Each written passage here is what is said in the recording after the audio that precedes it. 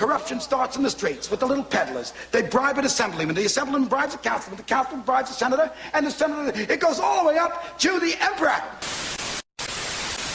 Today we are ranking the albums of Stray from the Path, and I'm going to challenge myself to keep my discussion of this very political band mostly apolitical. Good luck. Because one, I don't feel like you really need me or want me to preach at you during a video like this, and two, I don't really think it's my role to encourage how people think on some highly complex issues. That's also my training in mental health talking. That said, I am comfortable sharing my personal thoughts and opinions on some things, but when that comes up, I will keep it to a minimum and try to leave you some sort of timestamp if you want to skip ahead past that. So that out of the way, let's get into Audio Prozac in 2003. That's on the worst day of my life.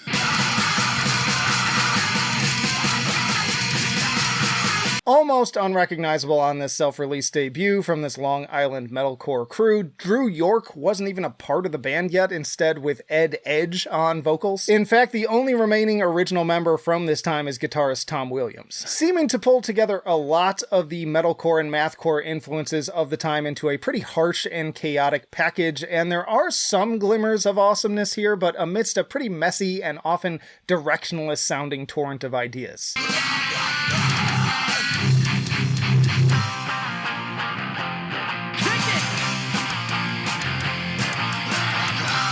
What are we even doing here? Now remember, at this time, just in this year alone, we were getting top-notch albums from like Every Time I Die with Hot Damn, Between the Buried and Me's The Silent Circus, Poison the Wells, You Come Before You, and the number 12 Looks Like You's Put On Your Rosy Red Sunglasses. So while there are some interesting moments, this just can't hold a candle to any of those. Frankly, there are moments on here that are just sort of obnoxious. Notably, this was supposedly recorded with Joe and Terrence of Suffocation, but I'm not really sure about that anyways. I'm going to put this one at okay. They followed that up with our Oceania in 2005.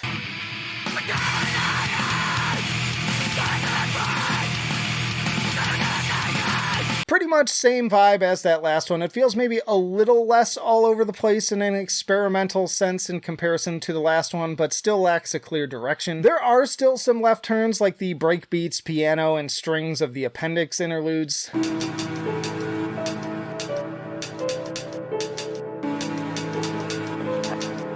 It's harder to find concrete info on these early albums, but from what I could find, this was maybe produced by Converge's Kurt Ballou. He definitely did the next one at least. Formaldehyde Kiss may be my favorite here, giving some twinkling Hopes Fall vibes. An improvement from the debut overall, I would say, but still not one I'd say is worth spinning more than once. Personally, it's just not really what I come to this band for. I'm also putting this one at okay. But next up is Villains in 2008.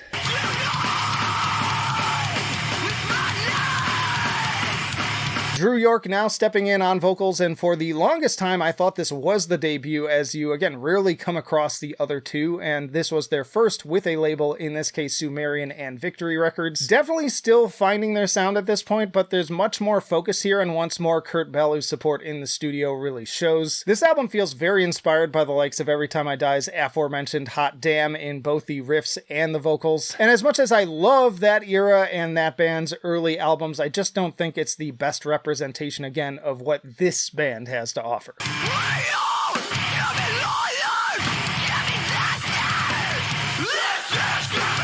Still, solid album and some big moments for me with this one. Villain gets my head bobbing, and funnily enough, the part that stands out the most to me is the little electronified interlude Superstructure going into Soviet. Capital is also a scream-along banger, and Ataxia has some killer mathcore riffs. I'm going to put this one at good tier. They followed that up with Make Your Own History in 2009.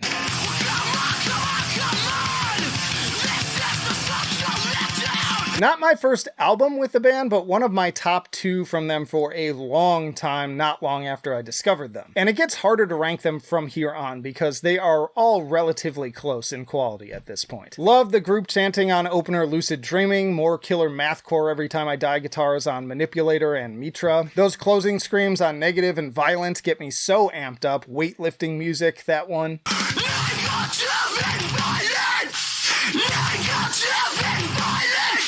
Damien does a great job alternating between groover and total ripper, killer intensity and rebellious vibes on Comrades, even if that term has been ruined for me by now.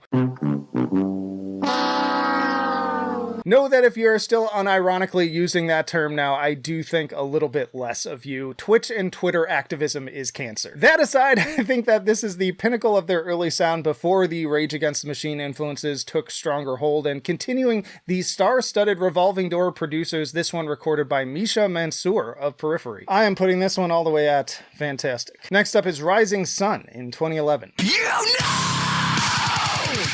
I've got so much to say! So picking up in a similar vein on this one, and their first album recorded with Will Putney, who I believe has handled every record since. Decent enough opener in the title track, but things really pick up with the vicious deathbeds, more great blegs on that one, and Jonathan Vigil of The Ghost Inside gives a killer guest appearance. A few other standouts for me that I playlist on this one, like Headbanger I Member, as well as Prey, featuring an awesome guest spot from Corey Brandon of Norma Jean.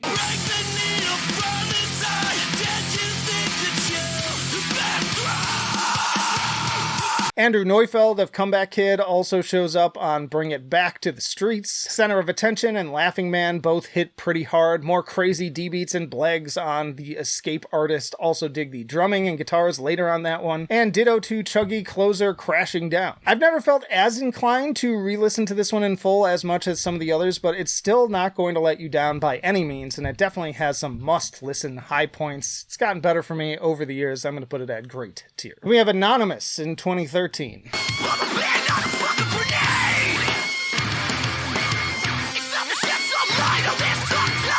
The first album I actively heard from these guys, but I fell in love right from False Flag's chants of F-E-A-R-U listening. Maybe a little corny, but goddamn does that get stuck in your head. Then you've got some more seriously Rage Against the Machine coded riffing and memorable vocals on Badge and a Bullet. Stick to Your Guns, Jesse Barnett guests on the heavier portions of the crazy catchy Radio.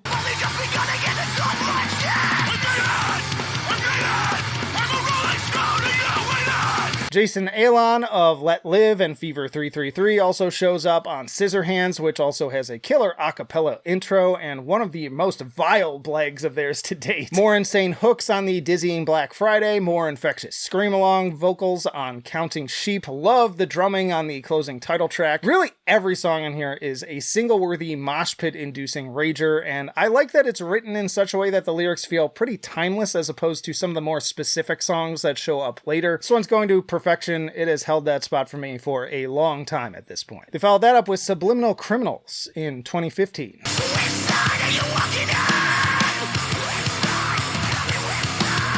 I recall not caring for this album much when it came out, but it has grown on me quite a bit, starting strong with another very Rage Against the Machine noisy riff on the New Gods, going into Outbreak's infectiously rhythmic Subliminal Criminal. I feel like when I do it, it comes off more like Fred Durst. Subliminal Criminal, Chocolate Starfish. More great moments on this one, as with First World Problem Child's calls of every rich white kid's got something to say. Shut the fuck up. I do tend to really appreciate discussion of class more than any other topic, because I feel like that's the big thing right now. It makes me think of everything from the Affluenza Kid to fucking Jack Doherty. Guys, I just got robbed on Rodeo Drive for $300,000 worth of my diamond chains. Pretty cooked. So funny, yeah. Don't get me wrong, I recognize the role of race and other factors in these issues, but a lot of the voices out there have been really good at baiting us into infighting distractions instead of uniting against a common enemy. Not to mention we get a nice feature on this track from Sam Carter of Architects. That mic check is this thing tapped refrain on Eavesdropper is very fun and terrifying in an increasingly relatable way. Enter Shikari's Rue Reynolds shows up on this one.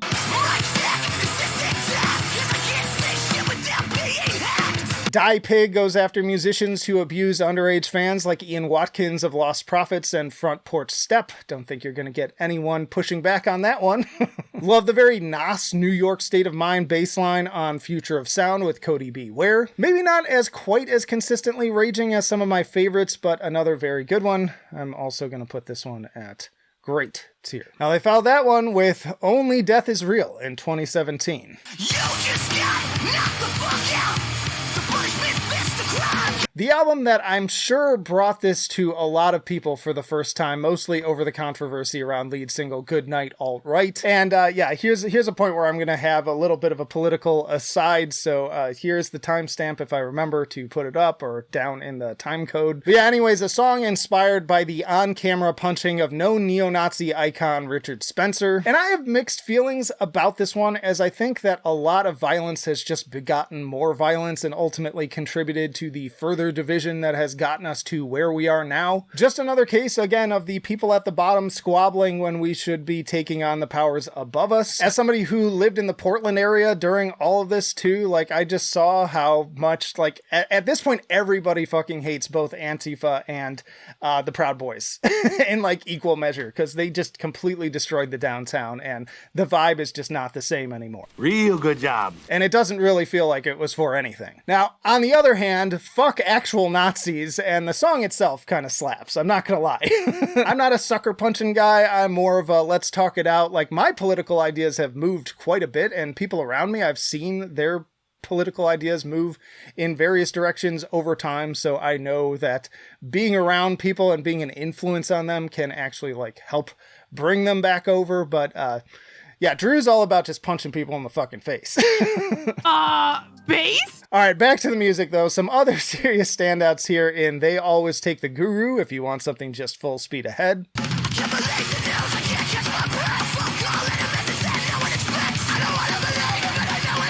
And a few other killer guest features here with Keith Buckley of Every Time I Die on Strange Fiction, Brian Garris of Knocked Loose bringing the fury on All Day and a Night, and even Vinny Paz of Jedi Mind Tricks on The House Always Wins. I think the listen on this one is a little less consistent, and it definitely has some of the more eye-roll inducing lyrics like Plead the Fifth's Welcome to the Melting Pot, motherfucker. If you don't like it, then get the fuck out.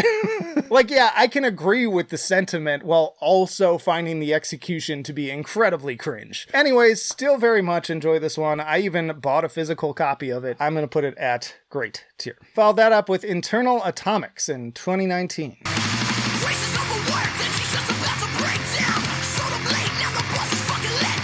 Now, this album somehow completely passed me by to the point that I was confused when I even saw it in the list. Not sure why. Regardless, another banger opener in Ringleader, and that grumbly bass line kicking off the generally enthralling kickback is gnarly. Great guest spot before the breakdown from Brendan Murphy of Counterparts. But the big powerhouse punisher here is Double Down with Matt Honeycutt of Kublai Khan, easily one of the heaviest tracks of their career. We told you to get out! Now you can leave! More killer spotlight on the bass for The First Will Be Last, and I'm always a sucker for a Twin Peaks reference with the Fire Walk with Me of Fortune Teller. Also another D-beat rager in Holding Cells for the Living Hell. Despite probably listening to this one the least, it really rose in the ranks pretty fast. I think that the lyrics are a bit better as well, and I'd say that continued to be the case from here on. I'm going to put it at fantastic. Which brings us to Euthanasia in 2022.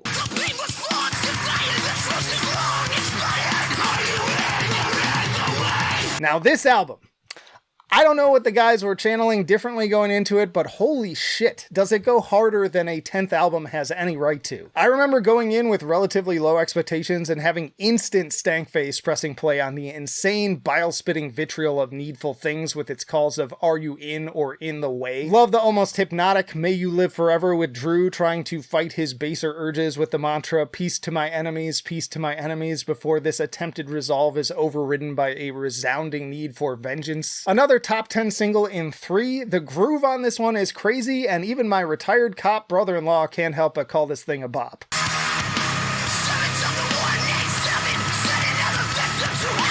More infectious groove to Law Abiding Citizen and Neighborhood Watch. Chest Candy goes like it's on steroids with Code Orange levels of aggression. Similar notes for The Salt in Your Spit right down to its insane breakdown. Guillotine is like a damn torrent of toms before that bloodthirsty syncopated chorus kicks in.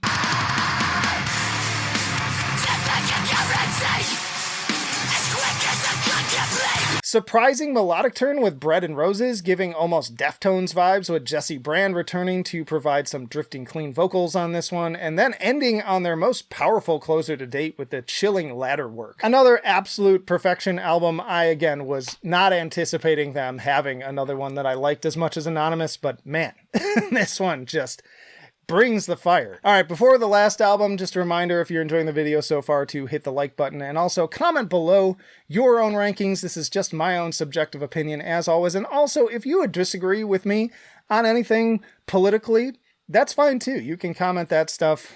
I will hear you out. I don't know everything. I'm a fucking idiot on most things. I've been learning a lot. I feel like I try to seek out information to learn more, but these are crazy times we live in. So I as long as we're respectful, like, I think that's a good thing. Also, if you like Stray from the Path, then I want to shout out my friend Rafi, who has this project Gone Awry.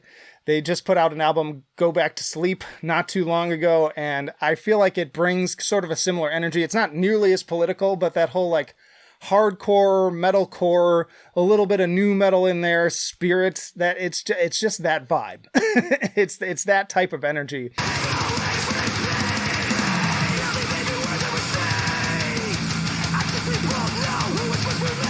But that brings us to Clockworked in 2025.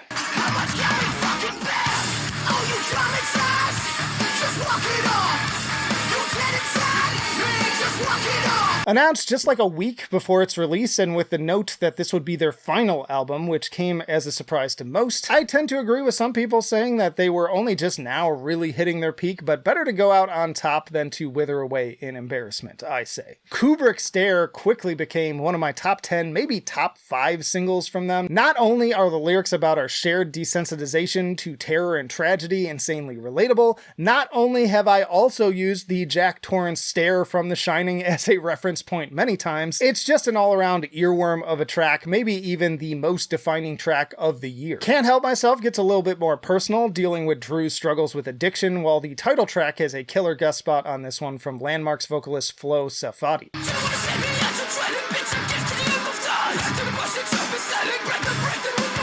Also dig the industrialized groove and chug of Bodies in the Dark, contrasted by the haunting cleans of Poison the Well frontman Jeffrey Morera. Fuck Them All to Hell has some truly biting lyrics delivered in rapid fire, and Shot Caller offers nothing short of pure ire to its enemies alongside another deluge of toms. Shocker is another personal favorite of mine, with Drew's almost serpent-like delivery of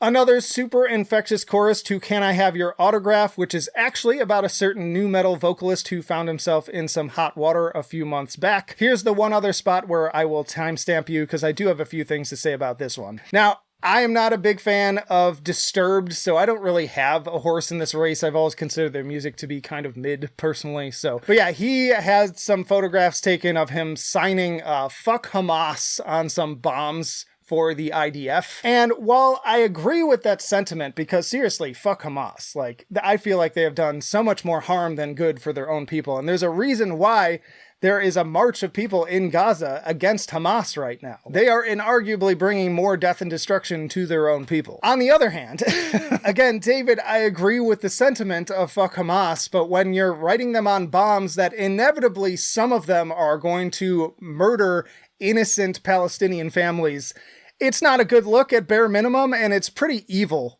to the furthest extent. So I get why they wrote this song. Heartless, borderline sociopathic stuff. And then venturing back again to the lyrics themselves too, there is some stuff there about like colonizers and things like that.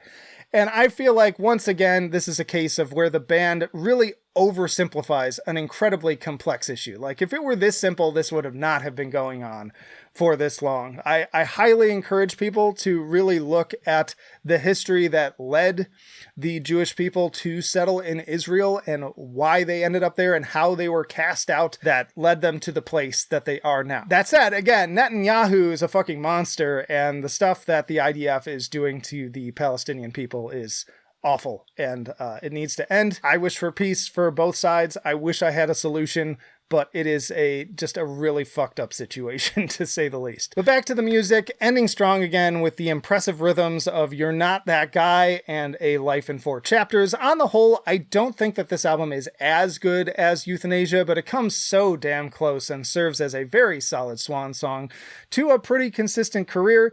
Even though they can be a little cringe at times, I ranked them as cringe but fun in my cringe tier list.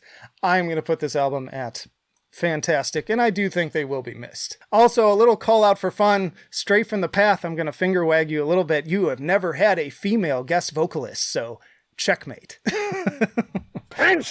Y'all check out this playlist for more metalcore rankings, or this for your personal YouTube recommendation. Hope I didn't scare too many of you off, but hey, you know, it is what it is. We live in some crazy times, but that'll do it for now. Flight of Icarus signing off. I will see you in the trenches.